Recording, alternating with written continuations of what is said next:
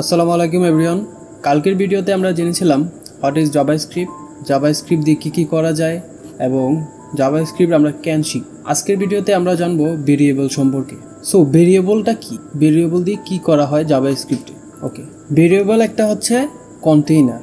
জাভাস্ক্রিপ্টে ভেরিয়েবলকে একটা কন্টেইনারের মতো ধরা হয়। যেমন কন্টেইনারের ভিতরে আমরা চাইলে অনেক কিছু স্টোর করে রাখতে পারি। একটা কন্টেইনারের ভিতরে আমরা চাইলে কিছু চাল রাখতে পারি, চিনি রাখতে পারি, বা যা ইচ্ছা তাই রাখতে পারি। মানে একটা কিছু স্টোর করে রাখা হয় কন্টেইনারের ভিতরে একটা কিছু স্টোর করে রাখা হয়। সেম ভেরিয়েবলটা হচ্ছে সেম সেই কন্টেইনারটা, যেখানে আমরা কিছু ডেটা এখানে স্টোর করে রাখতে পারি। এখানে ভেরিয়েবলের এটা হচ্ছে একটা কন্টেইনার। এই কন্টেইনারের ভিতরে আমরা এখানে নাম মানে নাম্বার, কন্টেইনারের নেমটা হচ্ছে আমাদের ভেরিয়েবলের আইডেন্টিফায়ার, মানে আমাদের ভেরিয়েবলটাকে কি নামে রাখা হবে সেটা হচ্ছে এই কন্টেইনারের নেমটা। আর এই 10 দেখতে পারছেন, এটা হচ্ছে ভেরিয়েবলের একটা ভ্যালু, মানে এটা হচ্ছে আমাদের মেইন ডাটাটা। সো এই কন্টেইনারের ভিতরে ধরতে পারেন আমরা কিছু চাল রাখলাম এই কন্টেইনারটার ভিতরে। যদি চাল রাখি, এখন এই কন্টেইনারের ভিতরে কি আছে আমরা তো তা জানতে পারবো না। তার জন্য আমরা এই কন্টেইনারে একটা নাম দিতে পারি, যে এখানে একটা চাল বা এখানে এটা চাল নাম দিতে পারি এটাকে। সো চাল, এটার ভিতরে চাল আছে। এখন যে কেউ এটার নাম দেখলেই বুঝতে পারবে যে এটার ভিতরে কি আছে, চাল আছে। বা যে কাউকে আমরা যদি বলি একটা চালের কন্টেইনারটা নিয়ে আসো, সে নিয়ে আসতে পারবে। সো ভেরিয়েবলটা সেম। ভেরিয়েবল ডিক্লেয়ার করার জন্য আমাদের ভেরিয়েবলটা আমরা এইভাবে ডিক্লেয়ার করে থাকি। প্রথম আমাদের কি লিখতে হয়, ভেরিয়েবল থেকে আসছে বার। সো এই বারটা আমরা লিখতে পারি। আর এই বারটা কিন্তু আমরা অবশ্যই ছোট হাতের লিখবো, মানে লোয়ার কেসে লিখতে হবে। তারপর আমাদের একটা আইডেন্টিফায়ার দিতে হবে। যেমন এখানে আইডেন্টিফায়ার হিসেবে আছে নেমটা হচ্ছে আমাদের ভেরিয়েবলের মানে কন্টেইনারের আমাদের নেমটা। এটা আমরা যে কিছুই দিতে পারি, এখানে এজ থাকতে পারে বা আরও কিছু থাকতে পারে, যাই থাকতে পারে। এখন তারপর আমাদের দিতে হবে একটা ইকুয়াল সাইন, মানে আমাদের সমান সমান চিহ্ন একটা দিতে হবে। দেন আমাদের একটা সিঙ্গেল কোট বা ডাবল কোটও আমরা দিতে পারি। আর এটার ভিতরে যে একটা ডেটা আমরা এখানে দেখতে পাচ্ছি সেটার নাম হচ্ছে ভ্যালু, মানে এটা হচ্ছে আমাদের ভেরিয়েবলের একটা ভ্যালু। ওকে, এটা গেল। আর এই ভেরিয়েবল ডিক্লেয়ার করার জন্য আমাদের এই ফুল রুলসটা ফলো করতে হবে। দেন আমাদের কিন্তু একটা সেমিকোলন দিতে হবে, এটা আমি মিস করছি হয়তো, একটা সেমিকোলন লাস্টে দিতে হবে। আর আমাদের এই ফুল ভেরিয়েবলটা ডিক্লেয়ার করার জন্য আমাদের এই রুলসটা ফলো করে একটা ভেরিয়েবল ডিক্লেয়ার করতে হবে। সো আমরা কিছু কোড প্র্যাকটিসের মাধ্যমে একটু দেখি কিভাবে আমরা একটা ভেরিয়েবল ডিক্লেয়ার করে থাকি। ওকে, দেন আমি এখানে একটা ভেরিয়েবল ডট জিএস নামে একটা ফাইল ক্রিয়েট করে রাখছি, হোয়াট ইজ ভেরিয়েবল রেখে রাখছি। এখন আপনাদেরকে একটা জিনিস দেখানো হয় নাই, সেটা হচ্ছে আমরা কিভাবে জাভাস্ক্রিপ্টের ভিতরে মানে একটা স্ক্রিপ্ট ফাইলের ভিতরে কিভাবে কমেন্ট করে থাকি। কমেন্ট করার জন্য আমরা চাইলে, আমরা যদি এটাকে কমেন্ট করতে চাই, আমরা ফুল সেন্টেন্সটাকে কমেন্ট করতে চাইলে আমরা এটাকে ফুল সিলেক্ট করতে পারি, অথবা শেষ লাইনে এসে আমাদের কার্সরটা এনে এইখানে আমরা কন্ট্রোল চেপে যদি স্ল্যাশে ক্লিক করি, কন্ট্রোল চেপে আমরা স্ল্যাশে ক্লিক করলে এইটা আমাদের কমেন্ট হয়ে যাবে। দেন আমরা যদি একটা সেন্টেন্স এখানে কমেন্ট করলাম, বা এটা ধরেন ডুপ্লিকেটও হতে পারে, এখন আমি এটা ফুলটাকে কমেন্ট না করি, এখন এই সবটাকে যদি আমরা কমেন্ট করতে চাই, দেন আমরা এইভাবে দিতে পারি। আবার ফুল সিলেক্ট করে কন্ট্রোল চেপে দেন স্ল্যাশে ক্লিক করলে আমরা আবার কমেন্ট হয়ে যাবে।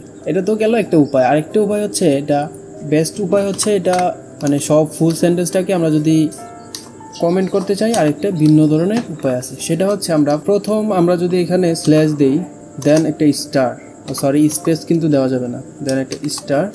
ওকে, এটা কিন্তু আমাদের কমেন্ট হয়ে গেল, কিন্তু এখানে কিন্তু আমাদের ইনটা কিন্তু হয় না। এখন আমরা যদি এখানে লিখি, সব কিছু কিন্তু কমেন্ট হয়ে যাবে। সো আমরা এটা চাচ্ছি না, তার কারণে আমরা এটাকে স্টার তো করেছি, এখন কমেন্টটা ইন্ট করতে হবে। ইন্ট করার জন্য দেন আমরা আবার স্টার দিব, দেন স্ল্যাশ, আমাদের এটা কিন্তু কমেন্ট হয়ে গেল। এখন যদি আমরা নিচে লিখি, এটা কিন্তু আর হবে না। যদি অনেকগুলো সেন্টেন্সকে আমরা কমেন্ট করতে চাই, তাহলে এইভাবে আমরা কমেন্ট করতে পারি। ওকে, কমেন্টের বিষয়টা আশা করি বুঝতে পারছেন। এখন আমরা যাই কিভাবে একটা ভেরিয়েবল ডিক্লেয়ার করতে হয়।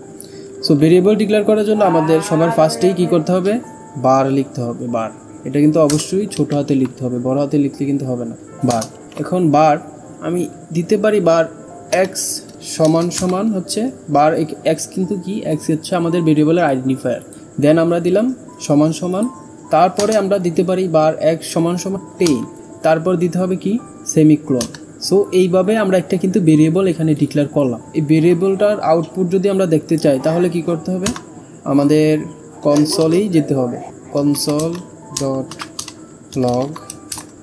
ডট লগ এক্স আমার এখানে একটা এক্সটেনশন থাকার কারণে এটা আর কি আউটপুট দেখাচ্ছে। দেন এইখানে আমরা টার্মিনালে যদি টার্মিনাল ওপেন করতে হলে কন্ট্রোল ধরে তারপরে যে প্রেস করলে কিন্তু টার্মিনাল ওপেন হয় আবার অফ হয়। সো এখানে আমরা টার্মিনালে যদি এটা দেখতে চাই, প্রিন্ট করতে চাই, তাহলে আমাদের কি করতে হবে, প্রথমে লিখতে হবে নোড, যেহেতু আমরা নোড.js দিয়ে এটাকে রান করছি, নোড, তারপরে এখানে আমাদের ফাইলটার নেম দিতে হবে, ফাইলটার নেম যেমন variable.js, variable.js, দেন আমরা এন্টার প্রেস করব।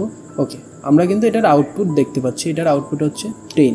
সো আশা করি বুঝতে পারছেন কিভাবে আমরা একটা ভেরিয়েবল ডিক্লেয়ার করে থাকি। এখন ভেরিয়েবলের আরও অনেক কনসেপ্ট আছে, যেমন আমরা এখন বার ইউজ করতেছি, এটা বার ইউজ করা হয় না এখন বর্তমানে, এটা ES6 আসার পরে বার, এটা 2015 সালেই যখন ES6 এর ভার্সন আসে তখন এই বারটা উঠে যায়, তখন অন্য একটা লেট চলে আসে, দেন আবার কনস্ট চলে আসে। সো এইভাবে এটা আর কি পুরনো একটা মেথড ভেরিয়েবল ডিক্লেয়ার করার জন্য, যেটা আর কি ইউজ করা হয় বিভিন্ন ওল্ড ব্রাউজারের ক্ষেত্রে, যেমন অ্যালজেব্রা এগুলোর ক্ষেত্রে। সো এইভাবে একটা আমরা ভেরিয়েবল ডিক্লেয়ার করতে পারি। সো ভেরিয়েবলটা আবার দেখেন, ভেরিয়েবলটা যদি ডিক্লেয়ার করতে হয় প্রথমে আমাদের বার লিখতে হবে, দেন ভেরিয়েবলের একটা নেম দিতে হবে, মানে আমাদের কন্টেইনারে যেটা স্টোর করব সেটার নাম দিতে হবে, দিলাম আমরা এক্স, তারপরে আমাদের দিতে হবে সমান চিহ্ন, দেন আমাদের ভ্যালুটা হচ্ছে 10।